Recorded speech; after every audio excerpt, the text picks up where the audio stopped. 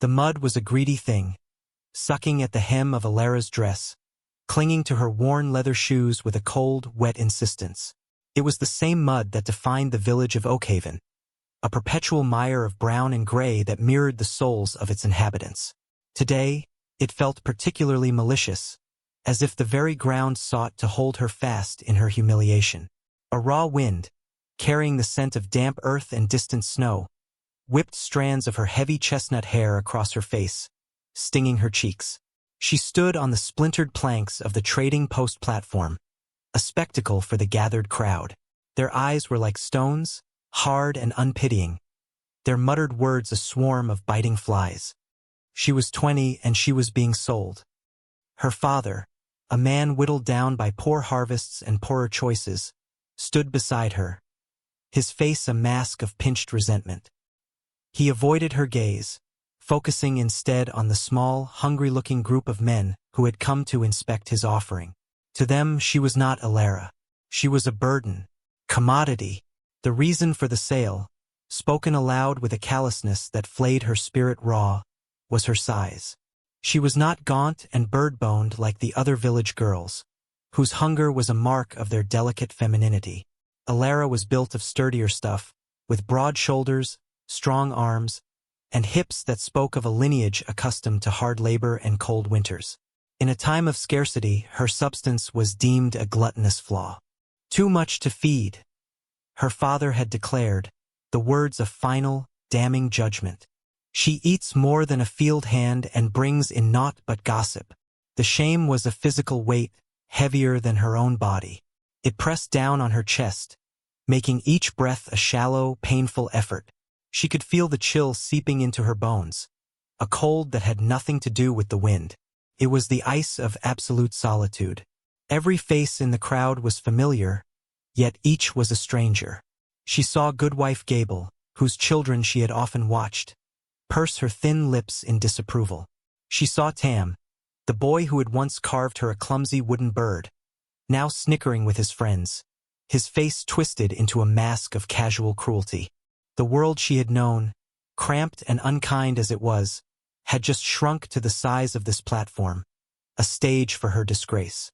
One of the buyers, a weasel-faced man with a stained tunic, circled her, prodding her arm as if she were a sow. "She's sturdy, I'll grant you that," he sneered, his breath smelling of sour ale. "But what use is a broodmare that'll eat you out of your larder before the first frost?" Her father flinched but said nothing. The clink of coins in his worn pouch was the only answer that mattered. Alara squeezed her eyes shut, trying to transport herself elsewhere, anywhere but here. She imagined the deep woods beyond the village, the quiet dignity of the ancient oaks, the feeling of moss cool beneath her fingertips. It was a useless fantasy. The jeers and the haggling were inescapable. Then, a sudden hush fell over the small crowd. The muttering ceased, replaced by a tense, expectant silence. Alara opened her eyes. A shadow had fallen over the platform, a shadow so vast it seemed to swallow the watery afternoon light. A man stood at the edge of the gathering, a figure of such immense scale that he seemed to belong to an older, wilder world. He was a giant, not in the way of fables, but in the simple, breathtaking reality of his form. He towered over everyone, his shoulders as broad as a small cart, his hands like slabs of granite hanging at his sides.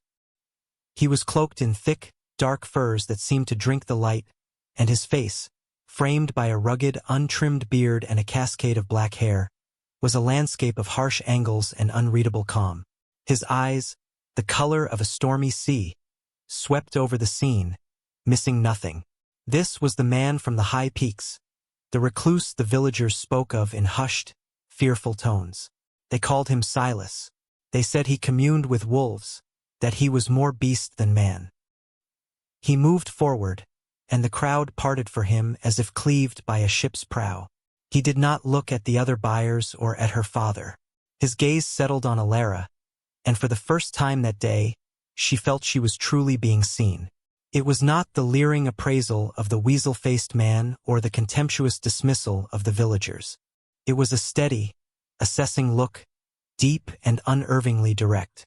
It held no judgment, no pity, only a quiet intensity that made the air crackle. He stopped before the platform. The top of her head barely reached the center of his chest. Her father, emboldened by the prospect of a wealthier buyer, scurried forward. A strong girl, you see, from good stock, can work all day she can. Strong as an ox. Silas did not acknowledge him. His eyes remained on Alara. He saw the trembling in her hands, the defiant tilt of her chin, the deep, swimming despair she was trying so hard to contain. He saw the red mark on her cheek where her father's hand had struck her that morning. How much? Silas's voice was a low rumble, like stones shifting deep within the earth. It was not a voice for haggling. It was a statement of intent. Her father, momentarily stunned by the directness, stammered a price far higher than he had dared to ask of the others. The crowd gasped.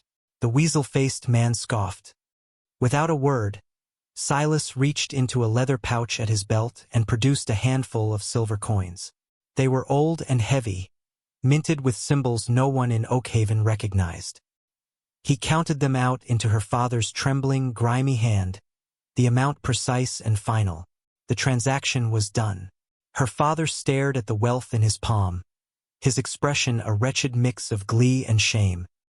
He shoved the coins into his pouch and, without a final glance at his daughter, scurried away, melting back into the crowd that had condemned her. Silas turned his attention back to Alara. She braced herself, her heart hammering against her ribs. This was it. The end of one misery and the beginning of another, likely worse. She was now the property of the mountain beast, a man who could likely snap her in two. He extended a hand toward her. It was enormous, the fingers thick and calloused, the back mapped with faint, pale scars.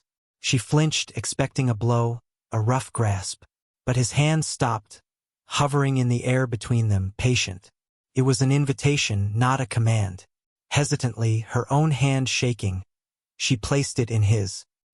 His skin was warm and rough, and his fingers closed around hers with a startling gentleness. The sheer size of his hand dwarfed her own, yet the pressure was no more than what was needed to hold. He led her down the steps of the platform. The villagers stared, their fear of him warring with their cruel curiosity. He paid them no mind, his focus solely on the path ahead. He led her to a massive draft horse hitched to a sturdy-looking cart, laden with supplies. With the same quiet efficiency, he lifted a heavy woolen cloak from the cart. It was dark green and smelled of pine needles and cold, clean air.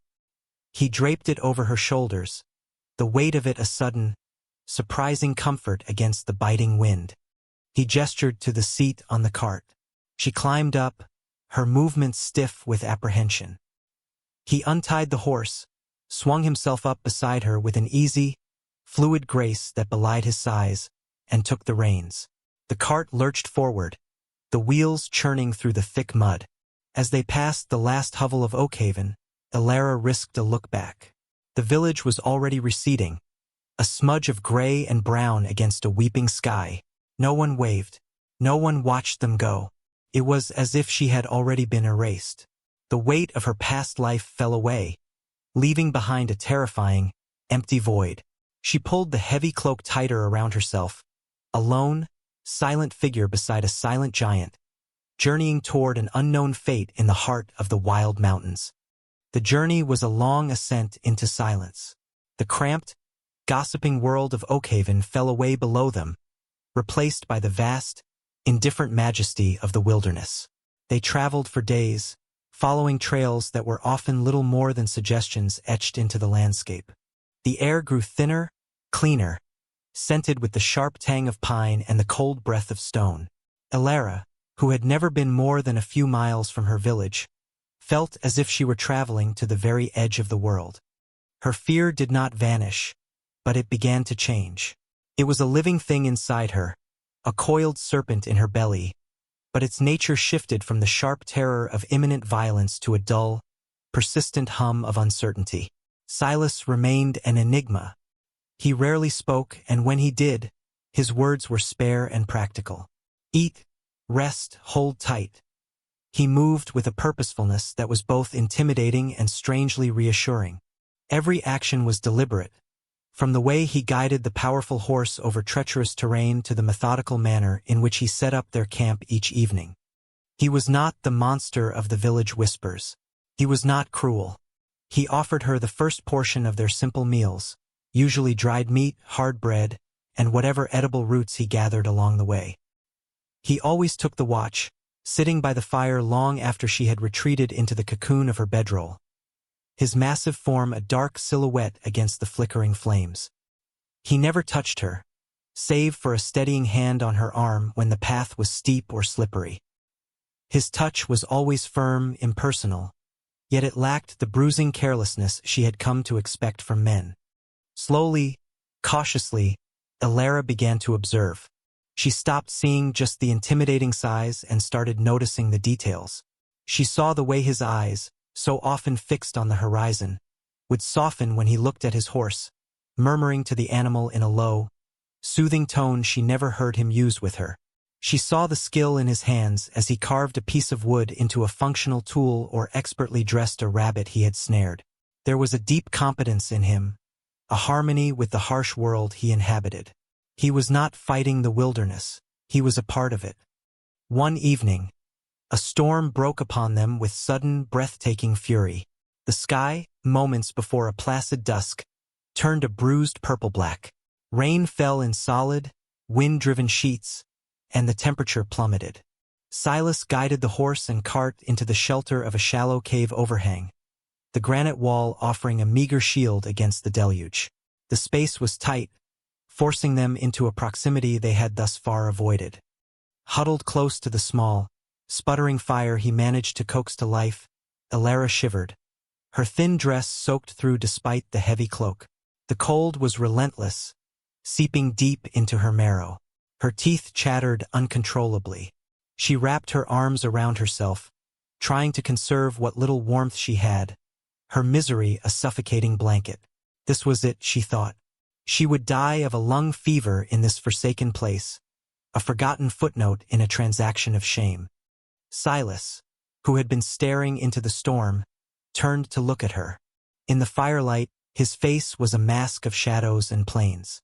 He saw her shivering, her face pale and pinched. Without a word, he removed the heavy outer layer of his furs, a thick, oiled bearskin that was his primary protection against the elements. He held it out to her. She stared at it, confused. "You'll freeze," she managed, her voice thin and reedy. "I am of the mountain," he rumbled, his voice seeming to come from the very stone around them. "It does not bite me so hard." He draped the massive fur over her shoulders. It was incredibly heavy and smelled of him, of pine smoke, cold air, and something else, something uniquely his, something wild and clean. The warmth that radiated from it was immediate and profound, a wave of heat that sank through her wet clothes and began to chase the chill from her bones. She pulled the fur tighter, burying her face in its rough softness. The gesture felt impossibly intimate. For a moment, cocooned in his scent and his warmth, she felt a crack appear in the wall of her fear. It was the first act of unambiguous kindness she had received in years. She looked up at him, wanting to say thank you, but the words caught in her throat. He was watching her, his expression unreadable as ever. But his eyes, those stormy gray eyes, held something she hadn't seen before. Not pity, but a flicker of something else. A shared understanding of the cold, perhaps. He simply nodded, a short, sharp dip of his chin, and turned his gaze back to the raging storm. They sat that way for hours, the silence between them no longer empty, but filled with the roar of the wind, the crackle of the fire, and the weight of a heavy, warm fur. As the journey continued, small rituals formed between them. In the mornings, she would grind the dried grains for their porridge while he saw to the horse. In the evenings, while he secured their camp, she would gather kindling, her eyes now trained to spot the driest, most useful wood. She mended a tear in his tunic one afternoon while he scouted ahead, her stitches neat and small. When he returned, he noticed the repair but said nothing. He simply handed her a cluster of wild berries he had found, their sweetness a burst of flavor on her tongue. One night, she woke from a nightmare, a strangled cry escaping her lips. In the dream, she was back on the platform in Oakhaven, the jeering faces pressing in on her, their hands prodding and pinching. She sat bolt upright, her heart racing, the cold sweat of terror clinging to her skin. Silas was on his feet in an instant, a knife in his hand, his body tensed for a threat. He scanned the darkness, his head moving with the predatory stillness of a wolf. Seeing no danger, his gaze fell upon her. He saw her wide, frightened eyes, her heaving chest. He sheathed his knife but remained standing, a silent, towering guardian by the fire. He didn't ask what was wrong. He didn't offer false comfort. He simply stood there, his presence a solid, unshakable wall against the terrors of the night, until her breathing slowed and the frantic beating of her heart subsided. He remained on watch until the first gray light of dawn touched the peaks, and she fell into a dreamless, exhausted sleep. She was still a captive, her life still in his hands. But as they climbed higher into the mountains, leaving the last vestiges of the world she knew behind, Alara began to suspect that she had not been sold into slavery. She had been rescued from it. The cabin was nestled in a high mountain valley, a place of staggering beauty and profound isolation. It was not a monster's lair but a testament to strength and patience, built of massive, skillfully joined logs, with a roof of thick slate and a chimney of river stone that breathed a steady plume of smoke into the crisp air.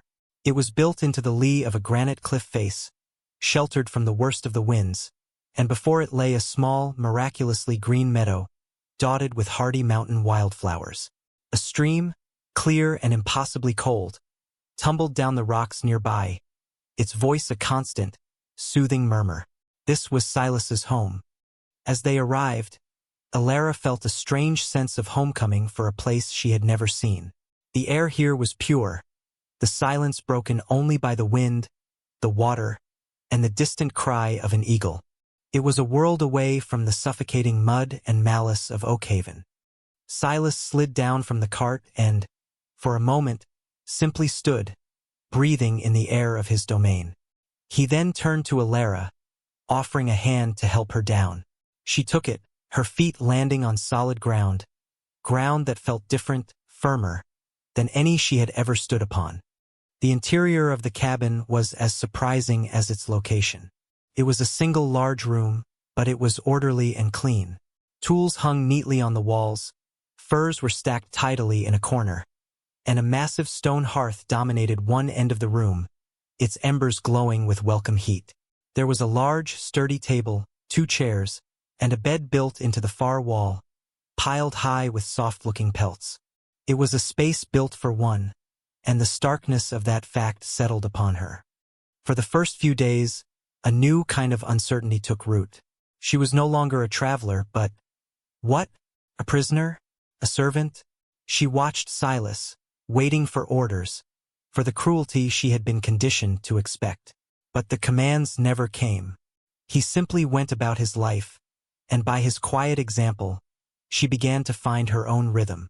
She took over the cooking, experimenting with the dried herbs she found hanging from the rafters, learning to bake a dense, satisfying bread on the hearthstone. Her food was a vast improvement on their trail rations, and while Silas never offered praise, she would see him take a second portion, a silent acknowledgement that was more gratifying than any empty compliment. She discovered a small, terraced garden carved into the sunniest patch of the mountainside, where he grew hardy greens, root vegetables, and potatoes. She found a natural aptitude for it, her hands sinking into the rich, dark soil with a sense of purpose. Her body, once the source of her shame, became her greatest asset. She found she could haul water from the stream without tiring, that she had the strength to split kindling for the fire, that her solid frame was well suited to the demanding labor of mountain life. The soft flesh she had been derided for hardened into muscle, and a new, unfamiliar pride began to bloom in her chest. One afternoon, while weeding the garden, she lost her footing on the uneven ground and tumbled backward, landing in a heap. She wasn't hurt, only startled and embarrassed. Silas was nearby, splitting logs, the rhythmic thud of his axe a familiar sound. The sound stopped. She looked up to see him standing over her, his expression concerned. He reached down, his large hands closing around her upper arms, and lifted her to her feet as if she weighed nothing at all. For a moment he didn't let go. They stood there, his hands warm and firm on her arms, the scent of fresh-cut pine clinging to him. She was acutely aware of his size, of the solid wall of his chest so close to her. But for the first time his presence felt not intimidating, but protective. Safe. He looked down at her, his gaze direct and serious. "You are not a burden here," he said, his deep voice quiet but resonant. "Your strength is a gift to this place." The words struck her with the force of a physical blow. No one had ever called her strong without it being an insult. No one had ever seen her as a gift. Tears pricked at her eyes, hot and sudden. She looked down, unable to meet his gaze. His grip on her arms gentled. "You fit," he said, the words a simple statement of fact. Then, his voice softer still, a low rumble that vibrated through her very bones, he added, "You are just right for my arms." He released her then, but the warmth of his hands lingered, a phantom touch that spread through her entire body. It was a moment of profound, earth-shattering validation. He saw her. He saw her strength, her substance, and he found it not just acceptable but right. A piece of her, a part that had been broken and shamed for as long as she could remember, began to heal. Their life settled into a shared, comfortable silence, punctuated by moments of quiet connection. He taught her the names of the constellations that glittered like diamond dust in the ink-black sky.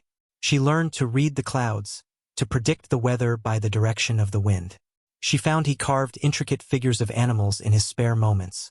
A hawk with outstretched wings, a sleeping wolf, a lithe mountain cat. They were beautiful, imbued with a life and spirit that spoke of his deep connection to the wild.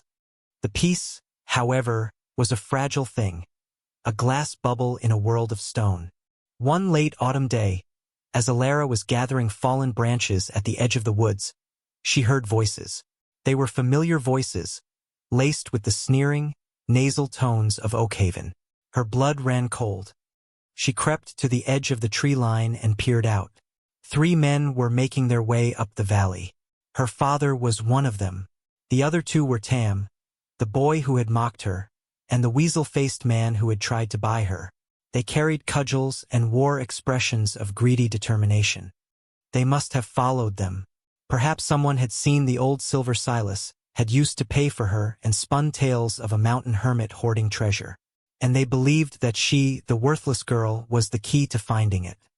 She scrambled back to the cabin, her heart a frantic drum against her ribs. "Silas!" she cried, bursting through the door. "Men. From the village. They're coming." He looked up from the harness he was mending. His face became stone. He rose to his full, towering height, his calm demeanor replaced by a chilling stillness, the focused intensity of a predator.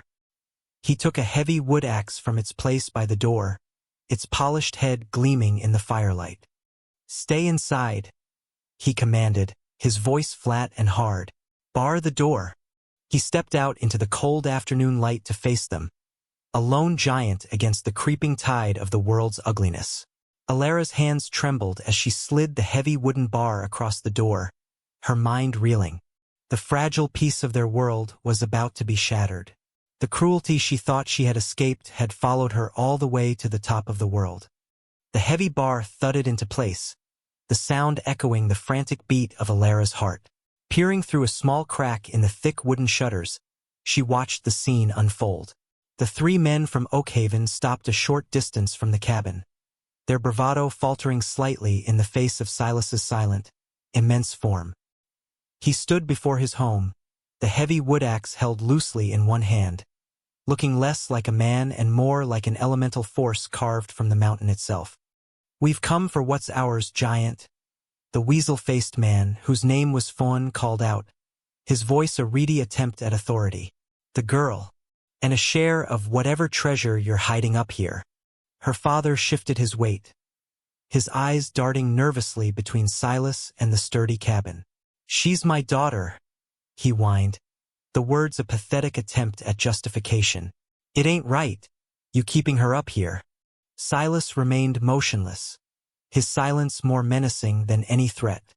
Tam, emboldened by their numbers, took a step forward, brandishing his cudgel. "Just give us the silver, and we'll be on our way. And we'll take the fat cow with us. She's probably eaten half your winter stores already." The insult, so familiar, so deeply ingrained in her soul, struck Alara with an unexpected fury. It was not the shame of the past that she felt, but a hot, white-hot rage. They were not just threatening her life. They were defiling this place, this sanctuary of quiet dignity she had found. They were trying to drag her back into the mud. Outside, Silas finally spoke, his voice a low growl of warning. "This is my home. She is part of it. You are not welcome here. Leave now." "Not without our pay," Finn shrieked, and the three of them charged. Alara watched in horror and awe as Silas moved. He was not a clumsy giant. He was terrifyingly fast, a blur of controlled power. He met their rush not with brute force alone, but with a brutal economy of motion. He used the handle of his axe to deflect Tam's cudgel, the impact sending a shock up the younger man's arms and making him cry out. He sidestepped Finn's lunging attack, sending the man sprawling into the dirt. Her father, ever the coward, hung back, circling for an opening. But they were 3 to his 1. Tam and Finn scrambled to their feet, their greed overriding their fear. They came at him again, this time from 2 sides. Silas caught Tam's arm, twisting it with a sickening crack of bone. Tam screamed and fell, clutching the ruined limb. But as he dealt with Tam, Finn swung his club wildly, catching Silas across the ribs with a heavy, sickening thud. Silas grunted in pain, stumbling back a step. It was in that moment that Alara's transformation became complete. The terrified girl who had stood on the platform in Oakhaven was gone, burned away by the fires of the mountain hearth.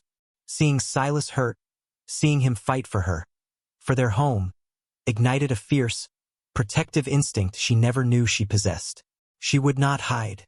She would not cower. This was her home, too. Her eyes darted around the cabin, searching for a weapon. Her gaze fell upon the large iron kettle of water she had set to boil over the fire for their evening meal. Without a second thought, she grabbed a thick cloth, wrapped it around the kettle's hot handle, and lifted it. It was heavy, scalding, and perfect. She slid the bar from the door just as her father, seeing Silas momentarily staggered, decided to make his move, scuttling toward the cabin door. She wrenched it open, meeting his shocked expression with a face of pure, cold fury. He froze, his mouth agape. "Get away from our home," she snarled, the voice coming from a place of deep, untapped strength within her. Before he could react, she heaved the kettle with all her might, sending a wave of boiling water arcing through the air. Her father shrieked as the scalding liquid hit him, a high, thin sound of agony. He fell to the ground, writhing and clawing at his skin. The distraction was all Silas needed. He ignored the fire in his side and lunged toward the stunned Finn, disarming him with a single, powerful blow. Finn stared at the furious woman in the doorway, at the screaming man on the ground, and at the colossal, wounded giant advancing on him. His courage shattered. He dropped his cudgel and fled, scrambling back down the valley path like the coward he was. Tam, cradling his broken arm, stumbled after him, his face a mask of pain and terror. Alara stood in the doorway, the empty kettle in her hand, her chest heaving. She looked at her father, who was whimpering in the dirt, his greed punished by a pain of her making. There was no pity in her, only a cold, final severance. He had sold her. He had abandoned her. He was nothing to her now. Silas came to stand beside her. He was breathing heavily, and a dark stain was spreading across the tunic at his side. He looked at the retreating figures, then at the man on the ground. Finally, his gaze came to rest on Alara. He saw the fire in her eyes, the defiant set of her jaw, the strength that radiated from her. His expression, usually so stoic, softened with a profound and unmistakable pride. "Go," he said to the whimpering man. His voice was quiet, but it carried the weight of a final judgment. "And never return to this mountain."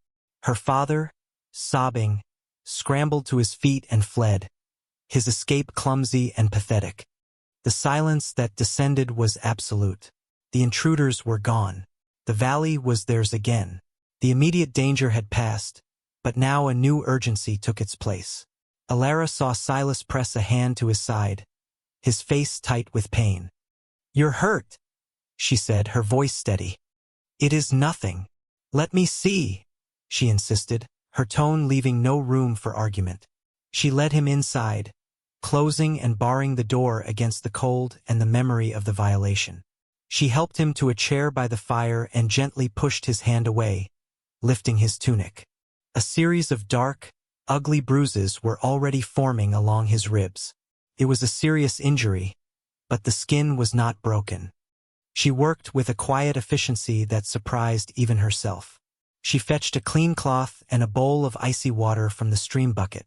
She prepared a poultice of comfrey and arnica, herbs she had learned to identify and use from her time in the garden. Her hands were gentle but sure as she tended to his wounds, cleaning the scrapes and applying the soothing balm. He sat perfectly still, watching her, his stormy eyes following her every movement. The roles were now fully reversed. She was the caregiver, the healer.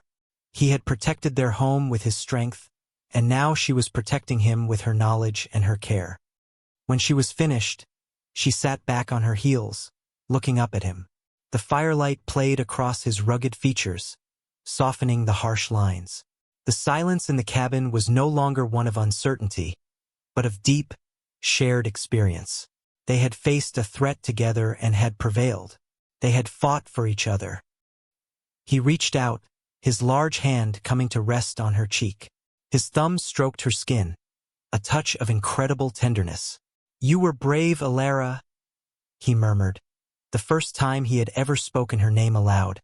The sound of it on his lips was a revelation. A tear she hadn't known she was holding back slipped from her eye and traced a path down her cheek. He wiped it away with his thumb. "This is your home now," he said, his voice thick with an emotion she couldn't name. "As much as it is mine." In the days that followed, as she tended to his healing ribs, a new intimacy bloomed between them.